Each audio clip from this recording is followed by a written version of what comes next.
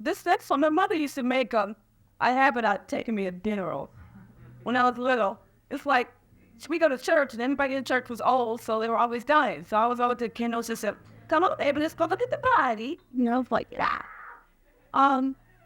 But but there were always these old men that I would see time and time again at these funerals, and I was wondering, with them being as old as they were, what they were thinking at these funerals, if they were like, So that's where this poem comes from, and it's called Waiting for Louis to Spill the Beans.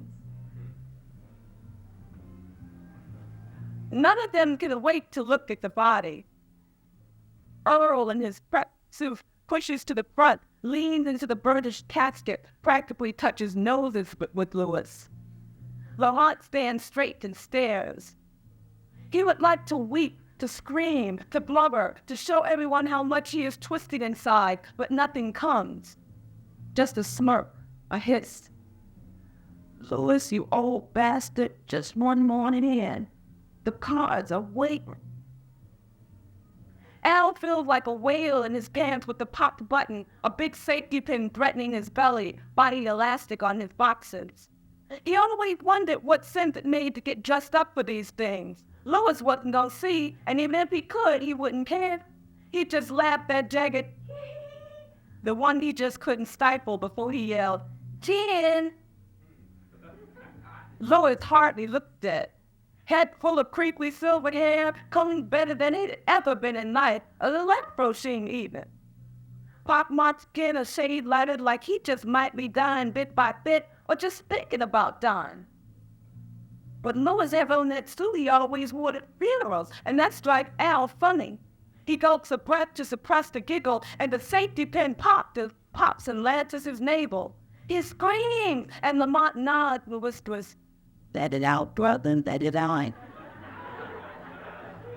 And Earl and Lamont and Al sit in a pew behind Louis's nearly ball of white, his two flabby, mostly absent daughters. One of them smells too sweet, like an anxious hooker, and Lamont wants to slap the backs of their heads, all three across, Stooges style. Since he can't cry, he might as well raise little hell, give old Louis a hee for the road. The preacher starts in. From where they sit, Al can see the tip of Louis's nose, the stiff hand resting on his stomach, the rose. He wonders if the body has become a shell as the Reverend moans for his money. Al wonders if Louis's soul had gone north or south, or if that was just Louis, not breathing, no heartbeat, no hee, destined to dust after a slow ride in midday traffic. Earl wants the room to empty. He wants to have a word with Louis. "Come on, old buddy. We're 71, 73, and we could use the info. White light, dark hallway, any ex-wives around? If there really a judgment, and if there is, will I go to hell because I slapped my kid around the middle, or will Lamont be there because he talked me into sneaking out of a restaurant once without paying?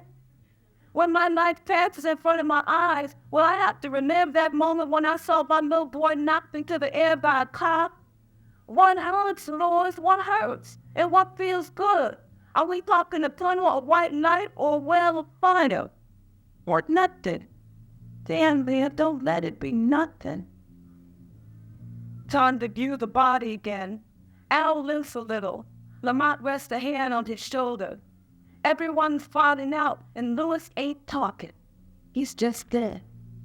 And 71, 73, and 73 shuffle past, then take their seats again, each one convinced ain't nobody going nowhere without the info. Louis, the cards are still waiting. You don't have to deal us in, man. Just show us your hand. Thank you.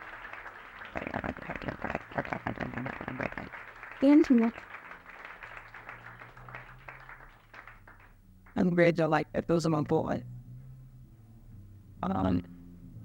Harold Nash.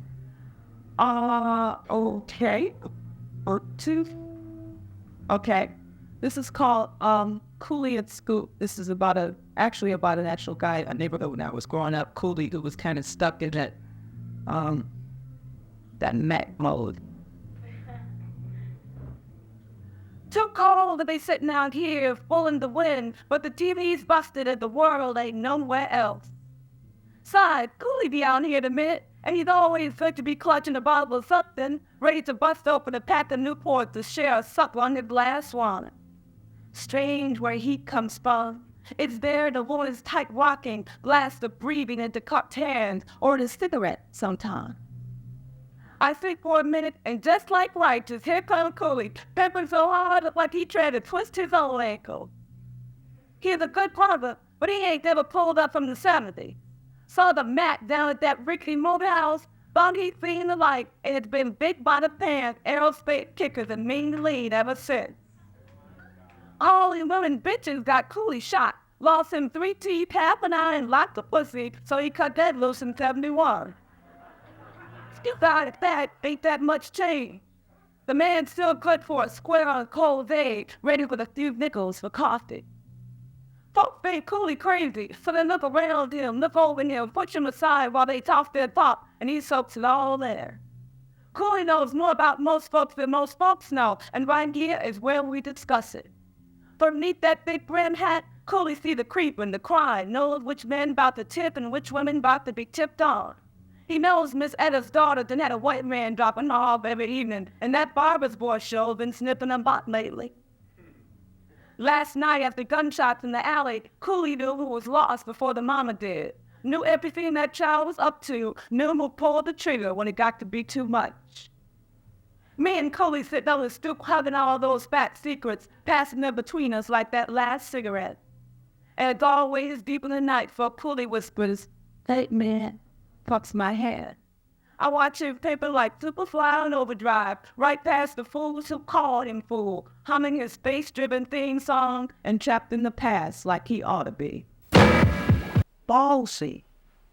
You said it was to phone you, hours after we threw caution aside, and one unknown variable met another. Constant in our love for poetry, possibly love of life, a fraction more than even we poets cared to admit. That song, we went for it, whatever it was, and talked between bars, here retreating, there returning, when the wild mobs of satire chilled out. And we talked and talked lines of poetry in rivers of tears to whole rounds of drink, until the grit of bearing our souls made rocks less hard and hard places softer. It was a night of honest, hard work, and this morning I feel good. I feel tired. I feel the approach of my second wind. Rude. Yeah, it's taking all the time. What would happen if words quit? This poem's called Depreciation. Love was getting tired of being profaned, dropped loosely in the back seat, crouching perverted beneath crumpled lace panties.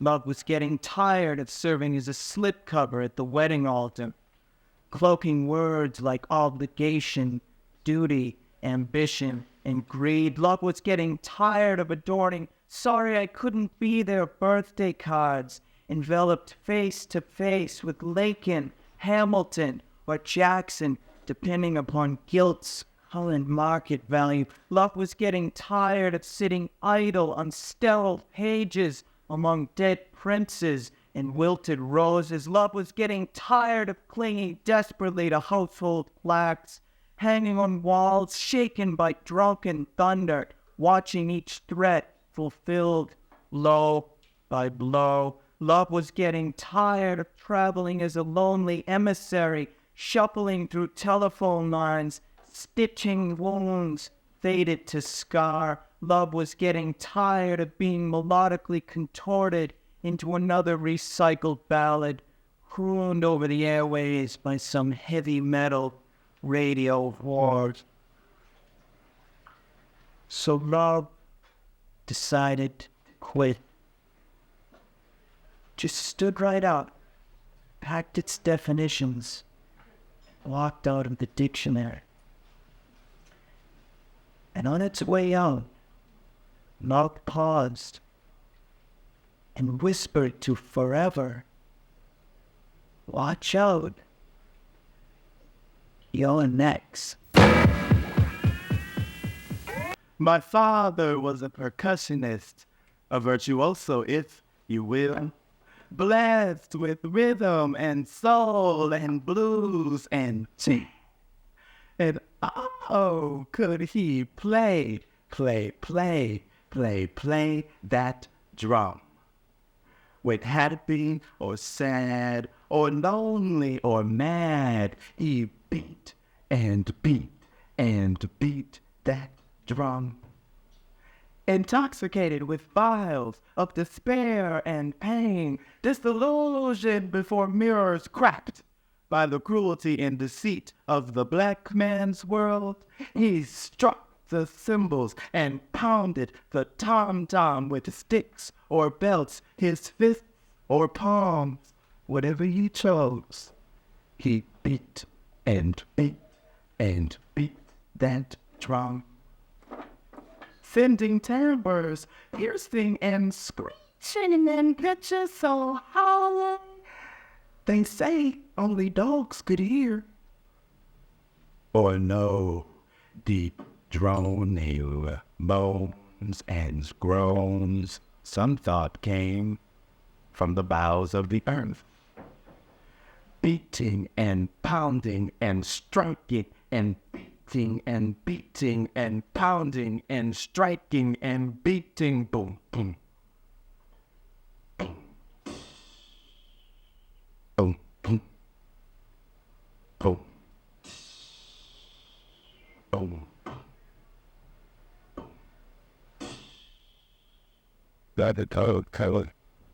Sometimes I wish Daddy hadn't played me so well.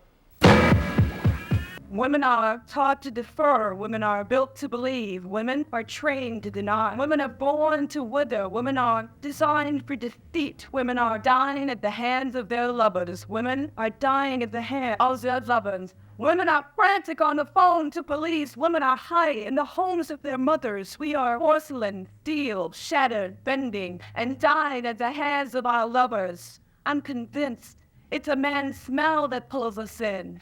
Fake leather and sharp soap, flashes of brute and Old Spice. The way his sweat is always sweet, even when it's slick and oily. As women, we were built to wiggle beneath these whispers. As a woman, I was built. Yo, work that big ass, baby. You must want what I got. I was built to wiggle. Come on, sweetheart. Just let Daddy stick it in a little bit. To wiggle beneath these whispers. Bitch, of course I love you. I give you money. Why else would I cage myself in glorious raiment of leather and lace, bake my panting lips the color of fire, turn my voice from sweetness to smoke? Why, once he has left me, do I carry my face to the dip in the mattress where his sex has prepped and inhale its sour burning? Women are taught. I never met a lot of what the bitch or she would have wanted that he wouldn't be wearing that dress. Oh, baby, son, please don't you know women like got away at the hands of their lovers. I am your lover. Women are dying at the hands of their lover. I am your lover. Women are dying at the hands of their lover. I am your lover. On the day I married, I was porcelain, delicate and poised to shatter. I was steel, straight and unswerving, addicted to the sanctity of bondage. I was ribbons and ribbons in a swoop-neck dress carved with sugar. And him, on my arm, smiling like a bear, all muscle and swagger. Love and ritual submission made me dizzy. He owned me, and that was nice. That was right. First time he hit me, I thought the loose tooth a temporary nightmare. The second time I hit her, He fell into a shivering sleep, and that was nice, and it was right. The third time he hit me, he counted my scars and whispered, Never again, baby. Never again. when I die without turn, I'll kill you if you don't believe me. I whistled like a hound in heat. I didn't understand not to be aroused. When let's get away. turn to, You'll never get away. I was a free slave, still enamored of the plantation, but I ran. They let me back because I said no. I etched a thin scarlet line across the throat of her sleeping mother. Because I said no. I dark city street, just the breath behind. Because I said no. Shattered her son's skull with a shotgun. Because I said no. how I wanted her dead. My last thought, I began to still poking down into my breastbone. My last thought. Her last thought. As the blade punctured my skin, as the hand that came down hard on my head, as the bullet thumped me through a plate glass window. My last thought. You won't believe. My last thought. You really won't believe this. My last thought was, he must really love me. Well, y'all moved that. They say that black people can't regret. Well, not the rat-a-tat cat kind, not the that slowly died the clueless band for the fake finished, but the ones that feel like me. Those deep kettles with fat throats and battered skin, the ones that grab a son by its short nappy hair and growl, I run this shit. You wonder why fools that dead record, while black folks are creatures of percussion, creeping like steam into the pores of the first available dance floor, trapped through the thick weave of montry, pushy, montry, right. Push. All right now. Oh.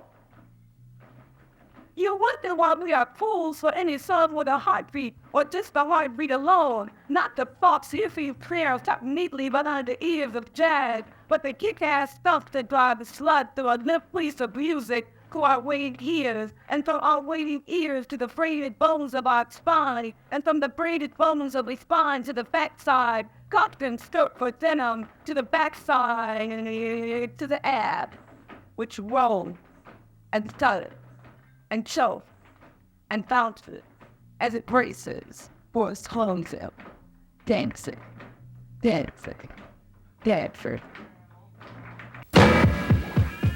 I don't know why, but I'm feeling so sad. I wanna try something I've never.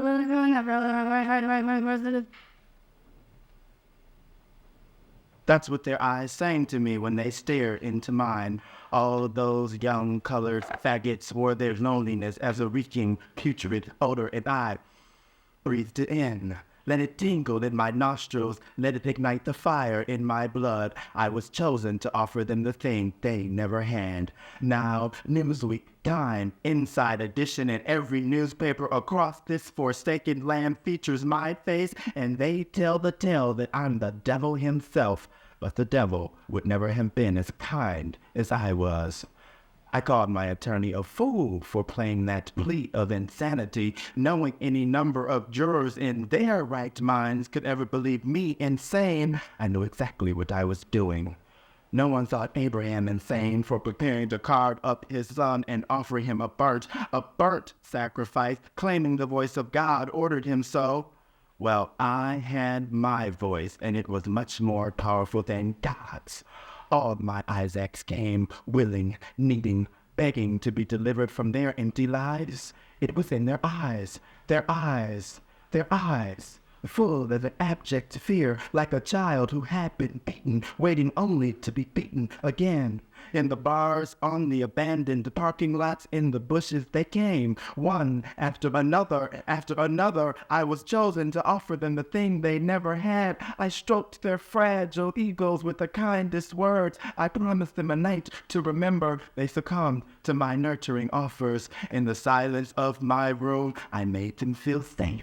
I laced their drinks with a touch of bitterness so they could look deeper into me and see my true calling. I made them call out to me as their diminishing voices cried, "Jeffrey," over and over. "Jeffrey," I came as I slit their throats with my blunt-tipped scalpel, carefully carving their bodies like an inspired artist. I wanted their flesh to become my flesh, so I ate their meat raw. I bathed in their blood. I bathed in their blood. I was baptized in their blood. I needed to preserve their body's most beautiful parts, so I stored them in my refrigerator, under my bed, in my closets, a constant reminder of the great work I created. I could never have burned them.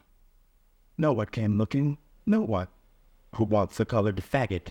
Now, rotting in this frigid cell, I'm the lamb who sacrificed his life for their freedom from want, from aid, from rejection, from fear, from loneliness. The ultimate deliverance. Yes, it was me, the father they never had. I did it. I did it all. I did them all a favor. As a child, I fell in love with water, and the way her fluid embrace freed me from gravity's heavy grasp. I would pretend myself a mermaid, and my backyard pool a sea, swimming underwater, legs clenched together, kicking seamlessly, struggling to resist the longings of lungs. Long before Disney got hold of the tale, I heard Hans Christian Andersen's classic story of that one little mermaid who traded in her tail for two legs whose use would forever entail excruciating pain, who traded her voice for mute acceptance of a destiny dependent on some silly prince. And I dismissed it all as outrageous lie. What fool would give up all that ocean for a man, dry land, and endless agonizing steps? Well, by adolescence, other fairy tales having made their impressions, I applauded the mermaid's choice of love above all else. I even believed her pain and silence a fair price. I'd learned that womanhood meant to sacrifice, and sacrifice is noble. Yeah, well, now I'm a little older. Having sampled some of what the mermaid stood to gain, and even more of what she paid, I just have a few questions, like, did she really have a choice? Who convinced her that a prince was such a prize? Who set the fee? Would she have charged any man as much to swim beside her in that blue-green, free-flowing, moon-rolled world she was born to? Now, for centuries, sailors have been warned of siren song, said to lure them to watery graves. But who's really to blame for all those bloated corpses? Did any thinking sailor ever try to breathe the water? To go with the flow? To seek mermaid assistance? Most men I've met won't even ask directions when they are hopelessly lost. So, used to say. In any case, I can't help hoping that somewhere, miles beneath the waves, a few good men are eagerly learning the ways of those women and proudly sporting magnificent tails. Strange that they would think I'd want to live forever. I would like to slip these bones from my body, lock them away in a cool room, douse them with milk, fold my soul quietly into one last corner. No lights on me. I am the edge of mirrors where no one ever looks, the cousin who mumbles the first step of an idiot child. There are a million of your arms around me, crushing, enclosing, threatening my fixed roll at the perfect and the tenuous braid of my body, fingers tugging my nipples red and brushing my startled teeth. You would kill me if I let you. I let you. I sleep flat on my back, arms at my sides, eyes open, dreaming of kinks in my hair. I dream also of Negro women smashing my cheeks with the heels of their hands, of scarlet fruits bursting rivers, of lying here, flat on my back, arms at my sides, eyes open, dreaming of kinks in my hair. I am just what you imagine, a bastard zephyr cooling my own brow, tangling my own hair. I am enamored of children because I can be a toy to them. I am enamored of Elizabeth Taylor because she is fat and moral. I am afraid of my father because he is fat and mortal. I look in the mirror. I'm fat. Mortal. I wish I could swallow music. feed myself with drumbeat and rainfall piano. You would love me then. I could open all of me to all of you and all of your arms. I know you would wrap me in stubbled linen the color of milk. You would batter me with your kisses. And just before I screamed for mercy, would you scrub my filthy skin and let me sleep?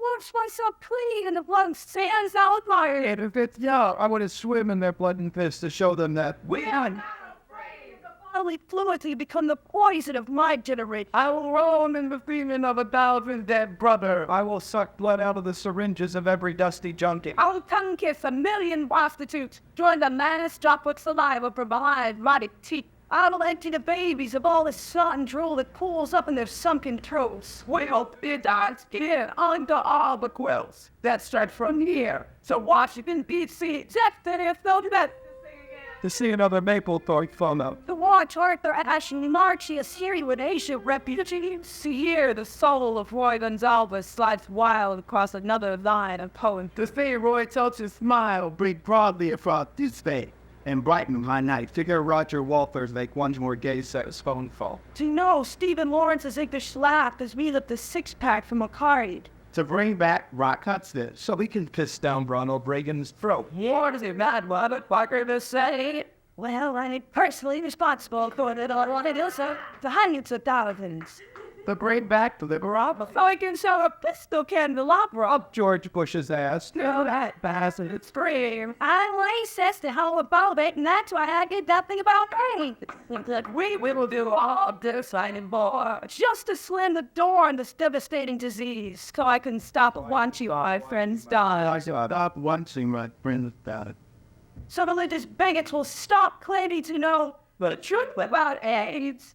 The truth about AIDS is, if Jesus were alive today, his blood would be tainted. And you would call him unpage or Falwell. You would call him enemy Kyle Robertson. You would all try to raise money for the deals.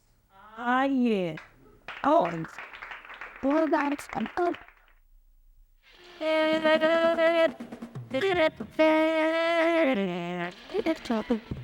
Yes, he said. This is Bernie.